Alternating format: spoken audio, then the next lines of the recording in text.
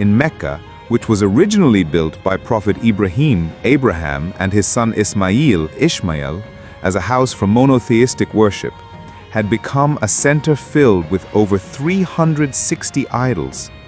Only a few still held on to the belief in one God, such as the Hanifs, spiritual seekers who rejected idol worship.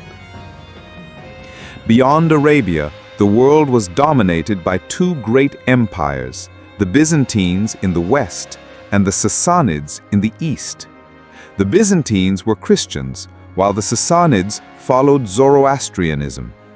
Both empires were powerful but locked in endless wars, draining their people and economies. These empires had their own internal moral and political struggles, and religion had become more about power than truth. In terms of social structure, the conditions were grim. Women in many parts of Arabia had almost no rights. Female infanticide, the burying alive of baby girls, was tragically common. Slavery was widespread and brutal. The poor had no protection, and the powerful did whatever they pleased. Justice was arbitrary, and the weak had no voice. Knowledge and literacy were rare. Only a few could read or write. Poetry was the main form of cultural expression, often celebrating tribal pride, warfare, and vengeance. Yet in all this darkness, there were signs of longing. People were searching for meaning, for truth. Some traveled far to find guidance. Others stayed in solitude, meditating and praying for something greater. The world was spiritually hungry, morally broken, and socially unjust. This was the world into which Prophet Muhammad, peace be upon him, was born. It was not just a society in need of reform, it was a humanity in need of light. In the next part, we will explore the early life of the Prophet, peace be upon him, the first revelation, and how the divine message began to shape a broken world. Now let's journey through the early life of the one who would change that world forever, Prophet Muhammad, peace be upon him. He was born in the year 570 CE in the city of Mecca, into the respected tribe of Quraysh and the clan of Banu Hashim. His father, Abdullah, passed away before he was born. His mother, Amina, died when he was only 6. He was then cared for by his grandfather, Abdul Muttalib, and later by his uncle, Abu Talib.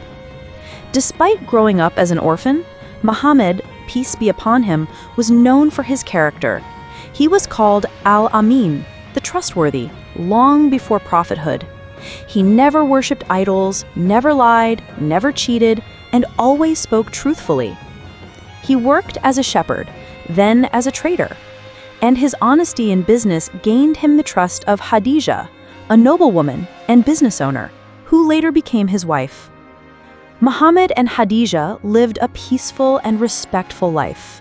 He was a husband, a father, and a man of deep reflection. Often, he would retreat to the cave of Hira in the mountains near Mecca, seeking solitude, meditating, and searching for truth beyond idol worship. At the age of 40, everything changed. One night during Ramadan, while in the cave, the angel Gabriel, appeared and commanded, "Iqra," read. Muhammad, peace be upon him, replied, "I cannot read."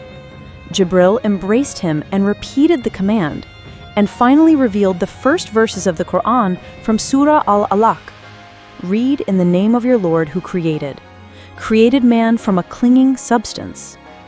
Shaken, he returned home to Khadija, who comforted him and believed in him immediately. She became the first Muslim. This marked the beginning of the final revelation to humanity. The early revelations focused on the oneness of God, the responsibility of the human soul, the day of judgment, and the need for justice and mercy in society. But with this message came resistance. The leaders of Quraysh, wealthy and powerful, saw this new faith as a threat.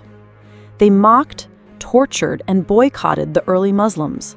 Yet despite the suffering, Islam grew, not by force, but by truth, character, and hope. Among the first followers were the poor, the enslaved, and the youth, those who had nothing to lose but everything to gain. They found dignity in a message that said, all humans are equal before God. The Prophet Muhammad, peace be upon him, remained patient, teaching through example.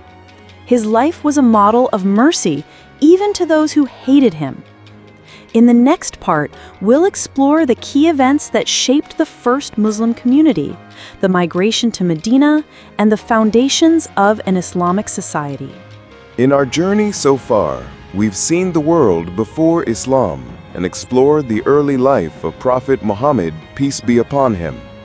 Now we conclude this chapter with the emergence of the first Muslim society and how Islam began to reshape the world. As opposition in Mecca intensified, the persecution became unbearable.